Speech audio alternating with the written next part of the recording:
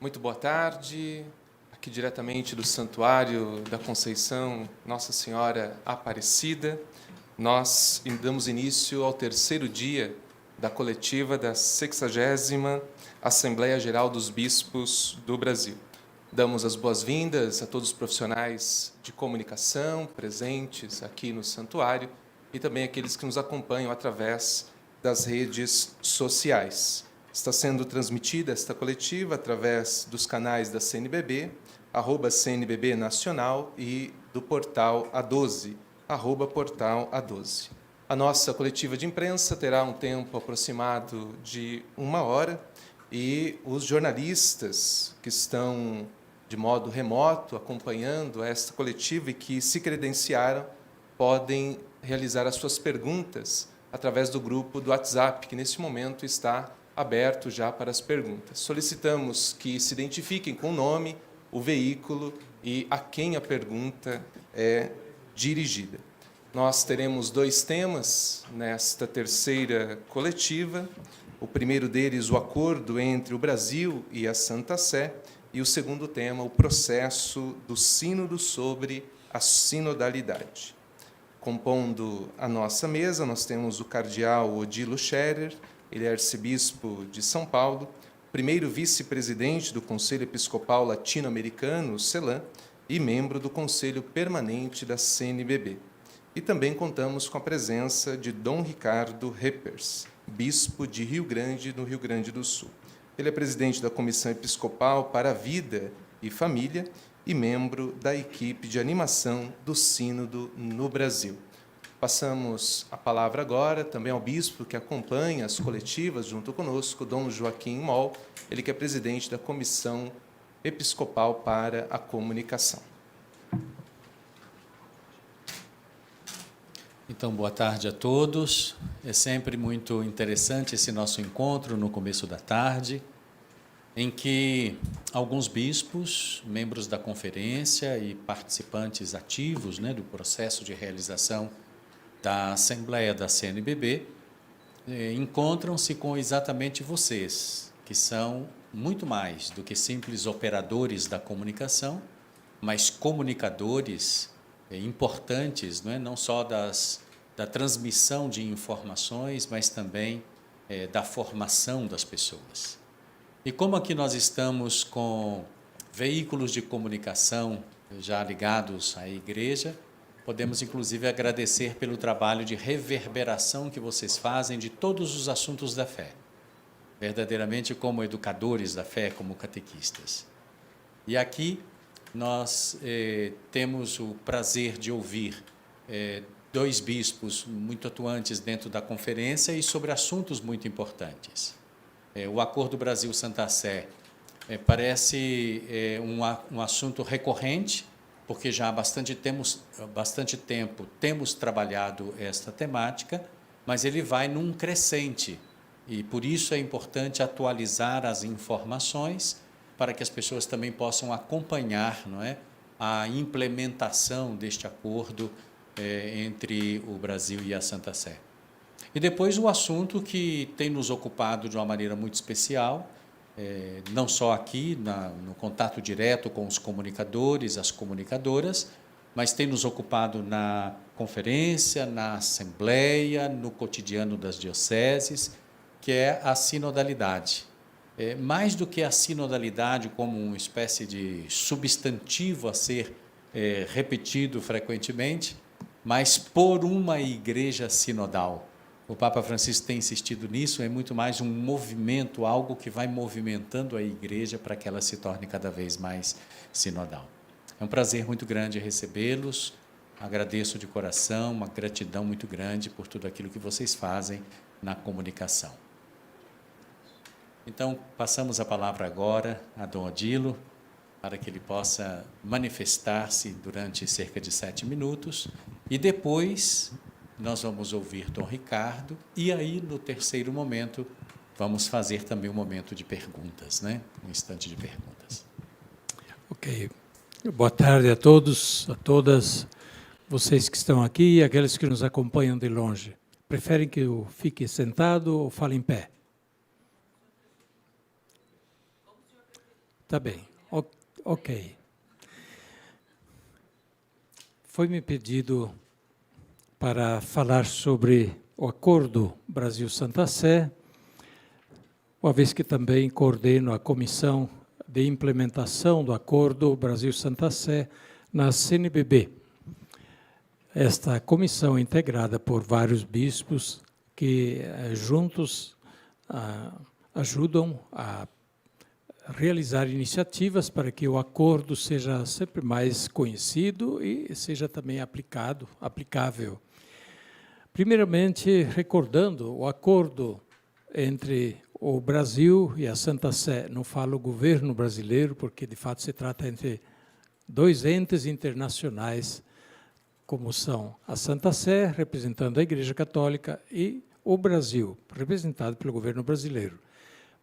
E um acordo que foi elaborado ao longo de muito tempo, desejado ao longo de muito tempo da parte da Igreja Católica no Brasil e finalmente levado a efeito em 2008, assinado entre as duas partes no Vaticano e tornado lei mediante a sua aprovação no Congresso Nacional em 2009. Portanto, desde 2009, o acordo entre o Brasil e a Santa Sé está em vigor e tem a forma de uma lei válida em todo o território nacional.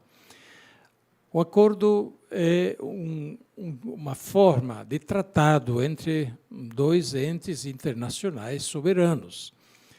Falamos acordo, não concordata ou tratado, porque são diversos formatos de tratados internacionais que se fazem. Acordo é mais parcial, não abrange a globalidade daquilo que poderia ser interessante nas relações entre os dois estados, entre a Santa Sé e o Estado brasileiro.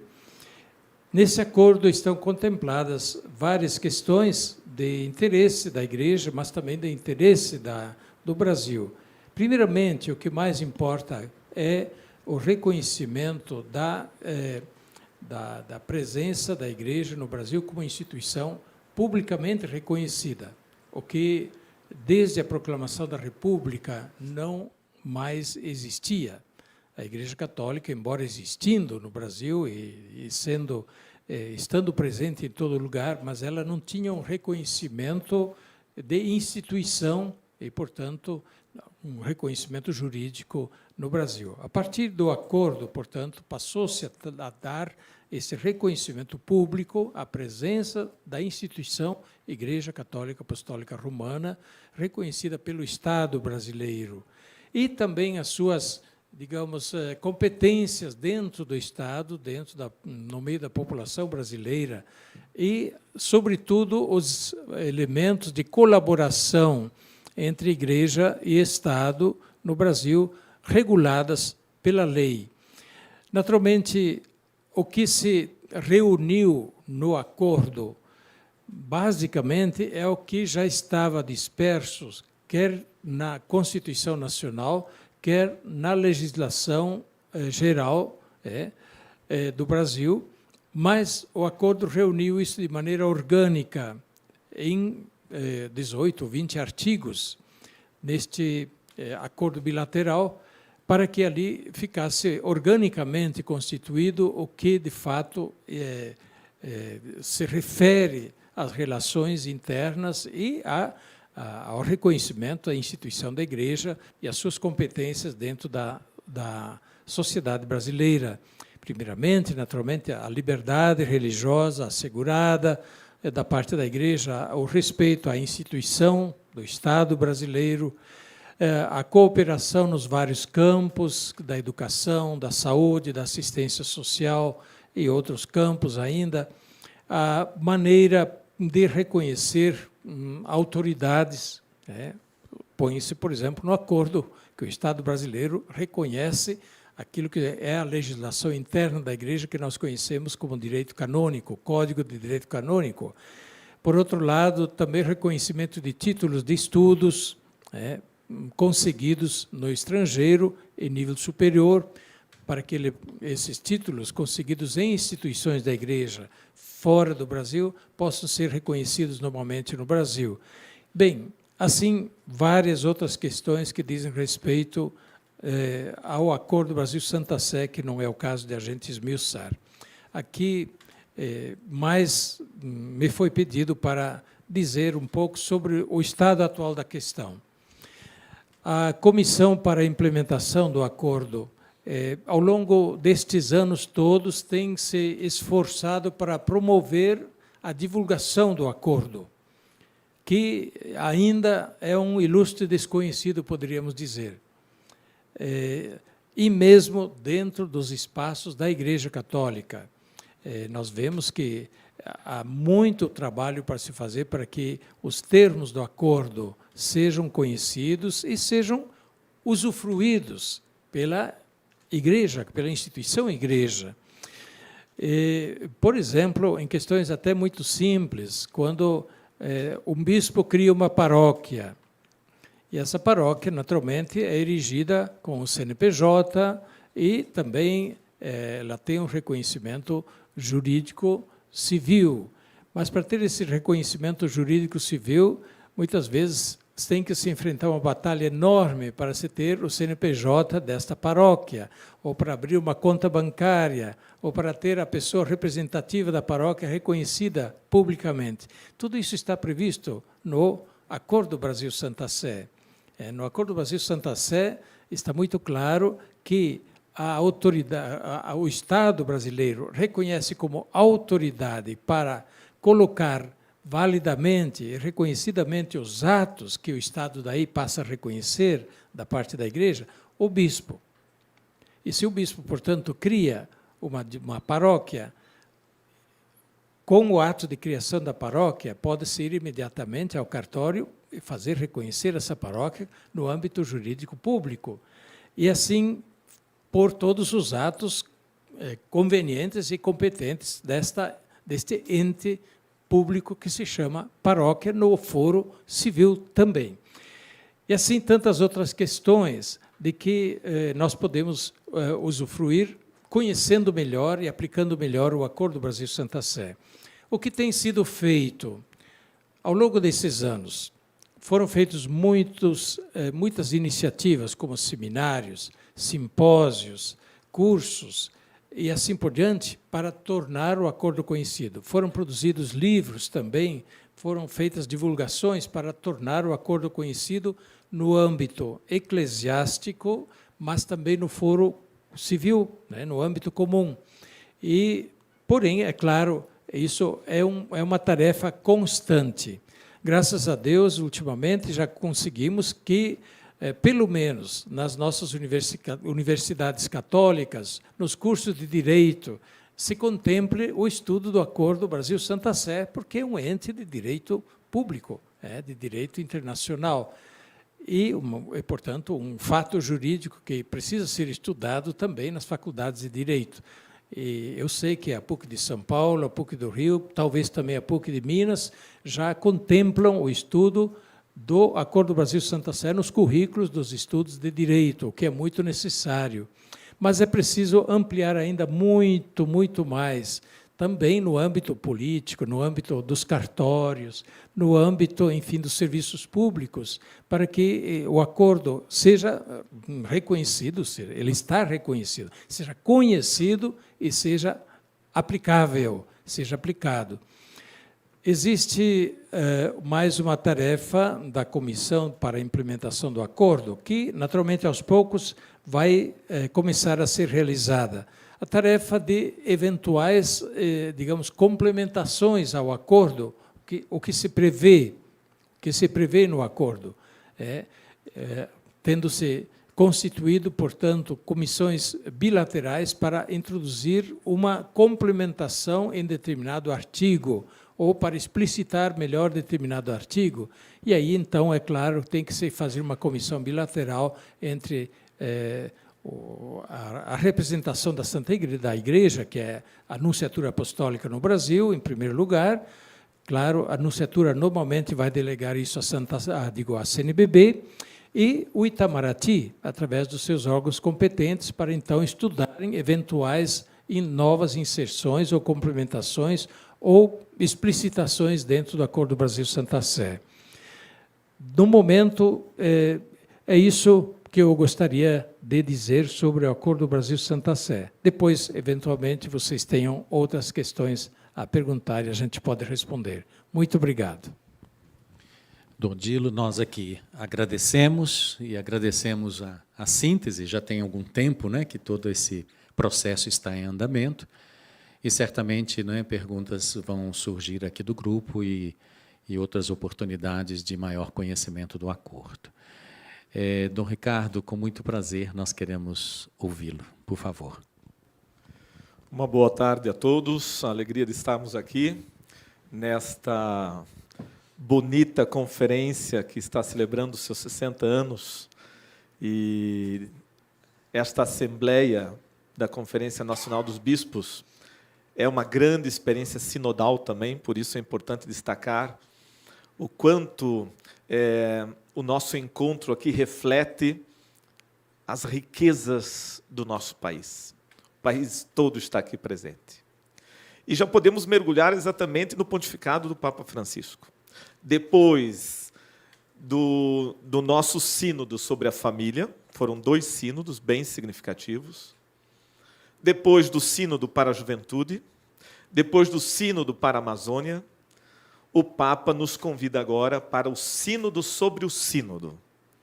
É, de fato, o que eu diria assim, um tempo favorável. Na sua sabedoria, o Santo Padre quer mostrar ao mundo a importância desta unidade eclesial. Até porque sínodo, sínodos, significa caminhar juntos. Mas não é um caminhar juntos para qualquer direção. É uma clareza para onde estamos indo. E para onde estamos indo? Para o próprio Cristo. Caminho, verdade, vida, Ele é a fonte desta nossa caminhada neste mundo. E, portanto, quando nós fomos conclamados para esse sínodo, tínhamos um primeiro e grande desafio: vencer o tempo, que era curto, para que pudéssemos entregar todas as sínteses em nível nacional. Vocês imaginem o que significa o nosso país, o número de dioceses que temos. Se, de fato, como pediu o Papa, queria uma grande participação, nós precisamos trabalhar com afinco, e, a partir disso, começamos a nos organizar. Outubro de 2021 foi o que poderíamos dizer o chute inicial. E ali começamos a organizar as equipes diocesanas. Em primeiro lugar, naturalmente, que formamos uma equipe nacional que iria motivar, ajudar e, de alguma maneira, acompanhar todo o trabalho que seria feito nas dioceses. Essa equipe nacional convocou os grupos, lembrando que nós estávamos num clima de Covid, e aí tínhamos também este grande desafio, que era reunir, dar formação, incentivar para que as pessoas pudessem não deixar que o processo ficasse parado de sinodalidade, mas, graças a Deus, e aqui eu quero reconhecer oficialmente, como parte da equipe do Sínodo no Brasil, que as nossas dioceses trabalharam. Tanto que o resultado foi 96% das dioceses responderam a este primeiro momento, que é a etapa nacional, né? Então, foram as assembleias paroquiais, imaginem lá nas comunidades, depois as assembleias diocesanas, as sínteses diocesanas, isso tudo sendo enviado para a equipe nacional, porque nós tínhamos também um prazo para entregar. Inclusive, o próprio Brasil solicitou à Secretaria-Geral do Sínodo um prazo maior, porque vocês imaginam que em outubro nós estamos entrando praticamente no verão, nas férias, novembro, dezembro, janeiro, e o Brasil tem uma certa dificuldade de produzir nessa etapa, nesse tempo. Mas, graças a Deus, as equipes foram muito fiéis, continuaram os trabalhos e entregamos. A equipe nacional fez a síntese de todas as dioceses, né? Mais de 20 mil páginas para serem sintetizadas. E aí nós pudemos enviar esta síntese para o CELAM, e o CELAN, naturalmente, também estava preparando as sínteses dos outros países. E tinha uma segunda etapa. Desta síntese geral do país, de cada país da América Latina, veio um documento da etapa continental. Então, depois de terminada a fase nacional, começa a etapa continental. A riqueza que foi levantada nesse processo de escuta, o grande desafio talvez é esse, é escutar o Espírito, o que o Espírito Santo tem a nos dizer para os nossos dias, para esta igreja que está aí atuando. E esta escuta trouxe riquezas incríveis. Quando nós fazíamos as sínteses, de fato havia até uma emoção de ver uma participação efetiva de pessoas de comunidades muito longe, nos extremos, que tiveram uma participação ali e que fizeram a diferença na síntese continental, inclusive.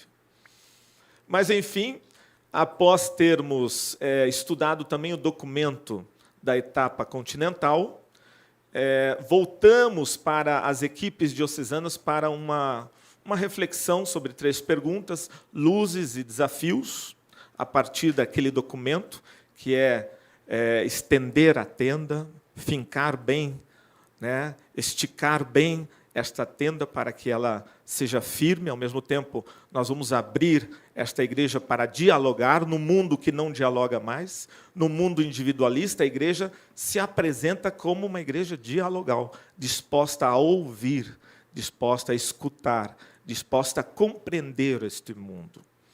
E esta foi a beleza da experiência que tivemos em nível continental também. Então, foram feitas mais 4 assembleias a partir das regiões, porque a América Latina também é grande. Pegamos ali México e América Central, uma primeira assembleia, depois pessoas, para a nossa síntese do Cone Sul. Belíssima experiência, uma experiência orante, uma metodologia orante, de escuta orante, e que nos fez realmente refletir sobre a riqueza deste momento histórico que nós estamos vivendo, de nos tornarmos conscientes que a nossa igreja é sinodal.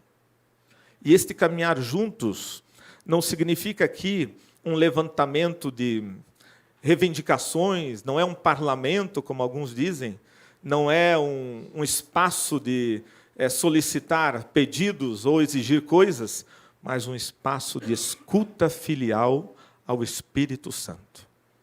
E isso, de fato, se deu. O documento, em nível continental, foi terminado, agora em março, e enviado para a Secretaria-Geral do Sínodo. Então, meus amigos, nós estamos nesta etapa. Estamos com a etapa de preparação para o Sínodo de outubro, que vai acontecer em Roma. Já estão com as sínteses de todos os continentes, já estão preparando o Instrumentum Laboris para outubro, de 4 a 28 de outubro, que vai acontecer o Sínodo em Roma. Na nossa conferência aqui já estamos nos organizando para escolher os representantes que vão estar lá, do Brasil, e, ao mesmo tempo, recolhendo nas nossas dioceses. É impressionante como esta experiência sinodal de escuta trouxe riquezas para as próprias dioceses. Muitos bispos aproveitaram dessa experiência sinodal para compor os seus planos de pastoral, para organizar as suas dioceses, enfim, para dar uma luz maior de uma caminhada em plena unidade. Então, agora é o momento de rezarmos para que, de fato, esse Instrumentum Laboris traga uma grande reflexão em nível mundial, e lembrando que o sínodo será também em 2 etapas, como foi da nossa família. Será agora outubro deste ano e outubro de 2024. É uma alegria muito grande, é um momento histórico muito grande, sinodalidade, como já foi dito aqui, por uma igreja sinodal, comunhão, participação e missão. Agradecemos, muito obrigado, Dom Ricardo, não só pelas informações, por essa síntese, mas, sobretudo, pela sua entrega, sua dedicação, né, no trabalho desta comissão, que, aliás, é uma comissão excelente, tem feito uma coordenação muito interessante. Então, nesse momento, nós vamos passar ao diálogo, né? Perguntas que vocês podem dirigir aos dois, e eu peço ao Padre Tiago, que é o assessor da Comissão de Comunicação da CNBB, para que ele possa conduzir esse momento. Então, seguimos conforme os dias precedentes. Vamos intercalar os presentes aqui no santuário, também aqueles que nos acompanham de modo remoto, lembrando que não estamos respondendo às perguntas das redes sociais, mas daqueles profissionais de comunicação que fizeram o seu credenciamento. Então, podemos seguir com a primeira pergunta. Lembrando a necessidade de identificar-se com o nome, o veículo e a quem a pergunta é dirigida. Muito bem, eu sou o Alberto Andrade, do Portal A12. Nosso querido Dom Odilo Scherer, né, falou tão bem a respeito deste acordo do Brasil com a Santa Sé, mostrando para o mundo como, assim como o Dom Ricardo até falou de uma igreja sinodal, como Estado, né, e igreja, elas caminham juntos na paz, né? A gente sabe como temos países como, por exemplo, a Nicarágua, onde, né, os católicos eles não podem professar a sua fé, padres sendo presos. Então, o Brasil mostra ao mundo, desde 2009, como podem caminhar juntos através de um acordo diplomático, usando, né, esses recursos jurídicos, mas também tendo em si essa contribuição, tanto o governo brasileiro, o Estado brasileiro, como também o Vaticano, em itens iguais, para sempre promovermos a paz, né? Acho que é o mais importante, de mostrar ao mundo isso com esse acordo desde 2009, né, Dom Odilo? Essa a importância, né, disso. Sim, a Igreja representada pela Santa Sé tem uma longa experiência, longa história de tratados, acordos bilaterais com muitos países. Isso vem já lá do século XV em diante, até antes. E, atualmente, tem, eu diria, centenas, né, de acordos com países os mais diversos, não só com países de maioria cristã, mas também países de maioria muçulmana, né, ou países que são extremamente laicos, como a França, né. Então, esses acordos eles têm um objetivo fundamental. Primeiro, visam o reconhecimento da existência recíproca, né. Eu, parte da Igreja, reconheço que existe a França como Estado e, portanto, reconheço a existência e respeito a existência do Estado França. O Estado França reconhece a existência da Igreja representada pela Santa Sé. Isso já é fundamental, né? Por outro lado, se reconhece a liberdade religiosa. Normalmente isso está envolvido, a questão da liberdade religiosa, que também é fundamental, e que alguns governos que tendem a serem autoritários, muitas vezes cortam a liberdade religiosa, como é o caso de muitos países também em nossos dias, onde não há liberdade religiosa e até perseguição religiosa. Então, no acordo está assegurada a liberdade religiosa e a liberdade de consciência, o que significa não só liberdade para você professar uma religião, mas também liberdade de consciência para você não professar uma religião, ou professar outra religião que não seja cristã, né? Então, liberdade de consciência.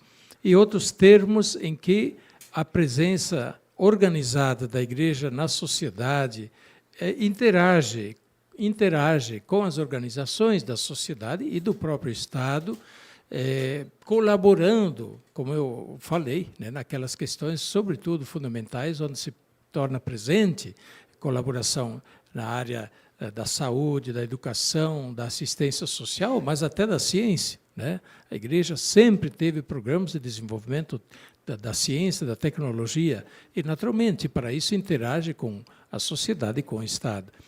Ora, nós, sim, vemos que é um fato positivo a existência desses acordos, porque eles deixam clara a relação entre os dois entes representados e reconhecidos internacionalmente. Esse é o fato importante, né? Deixar claras as relações, né? E, portanto, quem quer saber como a Igreja Católica se relaciona com o Estado brasileiro, olhe o Acordo Brasil-Santa Sé e fica bem claro.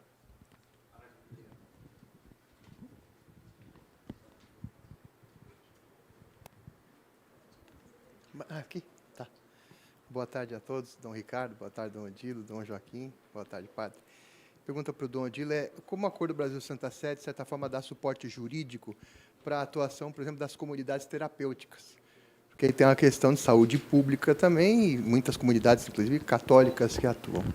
E para o Dom Ricardo, nesse trabalho de fazer a síntese, para a equipe que fez a síntese, como trabalhou de forma mais, vamos dizer assim, imparcial possível, ao ouvir diversos relatos, diversas impressões? Pergunta para o Dom Ricardo e para o Dom Odilo. Como dar suporte jurídico às comunidades terapêuticas? A pergunta é bem específica. Naturalmente, primeiro, as comunidades terapêuticas entram dentro desse, digamos, plano e dessa competência que a Igreja Católica assume dentro do Estado brasileiro, dentro da sociedade brasileira, de promover a assistência social, socorrer os necessitados e assim por diante. Nesse caso, nas comunidades terapêuticas. É claro que no acordo também se prevê que as instituições da Igreja, no que se refere à legislação geral, não podem contradizer a legislação geral, né? Portanto, devem obedecer à legislação geral. Então, as comunidades terapêuticas, elas têm uma legislação geral do Estado brasileiro. E as comunidades terapêuticas da Igreja também devem se adequar a esta legislação do Estado brasileiro. Evidentemente que eu sei, talvez, o que essa pergunta gostaria também de esclarecer. Isto é, em que medida a Igreja tem a liberdade de trabalhar com as comunidades terapêuticas com o seu método próprio. Esta é uma questão sempre complicada, porque, de fato, a Igreja tem método próprio para lidar com as comunidades terapêuticas ou com as pessoas que são atendidas nas comunidades terapêuticas. Nesse método próprio, as comunidades terapêuticas da Igreja, claramente, está a atenção religiosa. Podem receber atenção psicológica, clínica, psiquiátrica, etc., né? Porém, evidentemente, está presente o atendimento religioso como parte desse tratamento nas comunidades terapêuticas. E aí, é claro que, às vezes, as coisas começam a conflitar. E aí existe um trabalho todo para mostrar que a Igreja, as entidades da Igreja, têm o direito de trabalhar conforme o método que lhe é próprio, e que não contradiz a dignidade humana, não contradiz a legislação brasileira. Naturalmente que nós precisamos sempre nos preparar para um conteúdo tão grande que foi esse conteúdo recolhido do Sínodo em nível de Brasil, e tínhamos que ter uma metodologia própria. Então, nós éramos em 12 para sínteses diocesanas. Então, nós dividimos os 10 temas para os componentes do grupo, cada grupo de duas pessoas praticamente ficou com o número X de perguntas, e levantamos o que havia de relevante, luzes e desafios. E a nossa intenção era respeitar ao máximo, mesmo que para nós, às vezes, como hoje nós levantamos na nossa Assembleia, que alguns temas parece que não foram elencados, se não foram elencados, não estão ali. E se não estão ali, mesmo que nós, como equipe nacional, achássemos importante e relevante, não os colocamos, porque respeitamos o que havia de relevante nas luzes e nos desafios.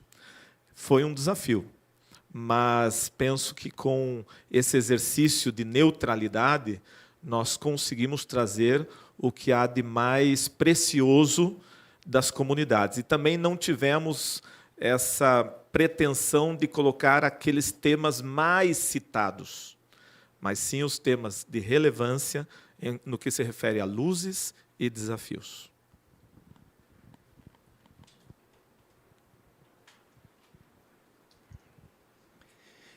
Boa tarde, sou o Padre Luís Miguel Modino, do Centro para a Comunicação do CELAM e assessor de comunicação do Região Norte 1. mesmo sendo sobre o processo sinodal, a minha pergunta é para Dom Odilo, desculpe, Dom Ricardo. Dom Odilo, o senhor participou de vários momentos, digamos, de sinodalidade em nível latino-americano e caribenho. Participou da Assembleia Continental no México em 2021, que alguns dizem que foi um treinamento para o atual processo sinodal. Participou do resumo da síntese continental no mês passado lá em Bogotá.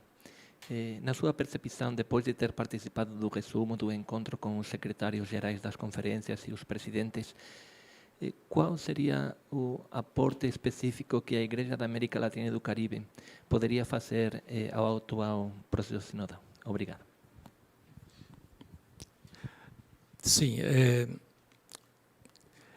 eu poderia resumir dizendo que a Secretaria do Sínodo em Roma está olhando para a experiência e a prática sinodal que já nós temos na América Latina, para se beneficiar dessa prática agora na realização desta Assembleia do Sínodo, que é um pouco mais complexa, ou bastante mais complexa do que as outras Assembleias do Sínodo, justamente por causa da impostação que o Papa Francisco deu. Se antes eram consultados os episcopados, as conferências episcopais, para a preparação das assembleias, a preparação do texto de trabalho, agora o Papa quis que o povo de Deus todo fosse consultado. Todo é o modo de a gente dizer, porque é impossível, né? Mas que a consulta chegasse às bases do povo de Deus, às comunidades, às paróquias, às organizações eclesiais e também àqueles que talvez não frequentam a igreja, mas se identificam de alguma forma com a fé católica e o caminho da Igreja Católica. Bem, de minha parte, sim, eu participei de vários momentos.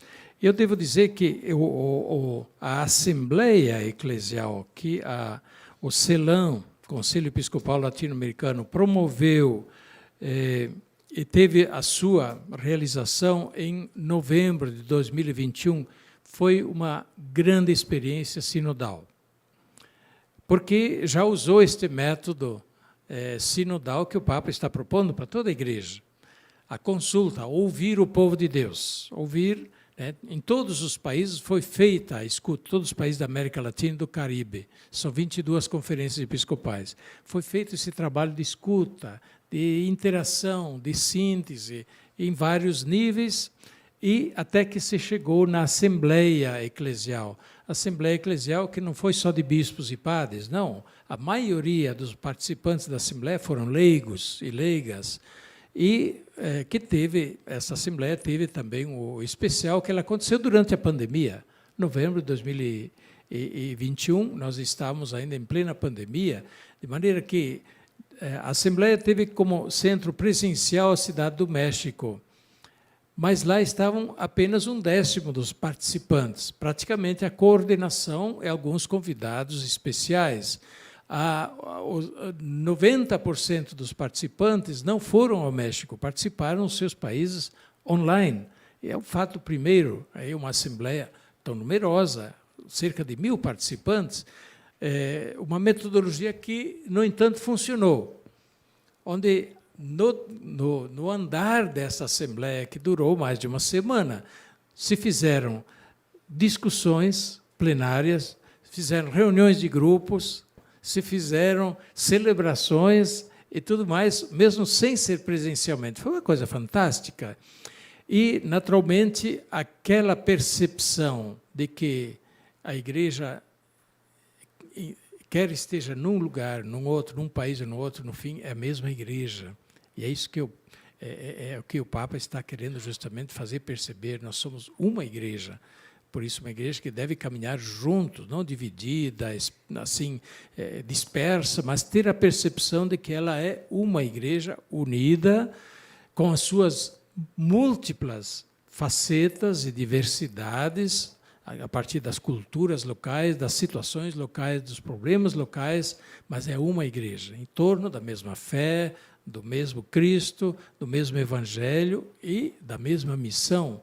Então, isso apareceu de maneira muito bonita e uma experiência que a América Latina tem, e não de agora. Inclusive, o tema do Sínodo Universal que o Papa convocou diz assim: por uma igreja sinodal em comunhão, participação e missão. Ora, nós tivemos em 1979, aqui na América Latina, uma conferência geral do episcopado em Puebla, no México. Qual era o tema? Igreja, comunhão e participação.